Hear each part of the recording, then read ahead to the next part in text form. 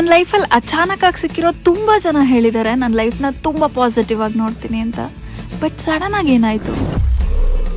Hey everyone, this is Bindu. Welcome to my life work episode 101. ನನ್ನ personal ವಿಷಯನ social ಮೀಡಿಯಾದಲ್ಲಾಗ್ಲಿ ಅಥವಾ friends and family ಹತ್ರ ಆಗ್ಲಿ share ಮಾಡೋದು ತುಂಬಾ ಕಡಿಮೆ ನಾನು. But today hear me out. I use to be very happy. ತುಂಬಾ ಖುಷಿಯಾಗಿರ್ತಿದ್ದೆ. ಒಂದು ನೆಗೆಟಿವ್ ಥಾಟ್ ಕೂಡ ನನ್ನ ಮೈಂಡ್ ಕ್ರಾಸ್ ಮಾಡ್ತಿರ್ಲಿಲ್ಲ. ಯಾರು ಏನೇ ಹೇಳಲಿ ನನಗ್ ಸರಿ ಅನ್ಸಿದ್ರೆ ನಾನು ಕೇರೇ ಮಾಡ್ತಿರ್ಲಿಲ್ಲ. I use to be that positive. But all of a sudden full break down ಆದೆ. ಎಷ್ಟೋ ಮೋಟಿವೇಶನ್ ವಿಡಿಯೋಸ್ ಅಲ್ಲಿ ಹೀಗಿರ್ಬೇಕು ಹಾಗಿರ್ಬೇಕು ಅಂತ ಅನ್ಕೊಳ್ತಿದ್ ನನಗೆ ಆಂಗ್ಸೈಟಿ ಅಂದ್ರೆ ಇದೇನಾ ಅಂತ ಅನ್ಸೋದಕ್ಕೆ ಸ್ಟಾರ್ಟ್ ಆಯ್ತು. ಸ್ಲೀಪಿಂಗ್ ಶೆಡ್ಯೂಲ್ ಉಲ್ಟಂಪಲ್ಟ ಆಯ್ತು, ಸೆಲ್ಫ್ ಡೌಟ್ ಶುರು ಆಯ್ತು, ವೆಯ್ಟ್ ಗೇನ್, ಓವರ್ ಥಿಂಕಿಂಗ್, ಸಿಕ್ಕಾಪಟ್ಟೆ ಮೂಡ್ ಸ್ವಿಂಗ್ಸ್.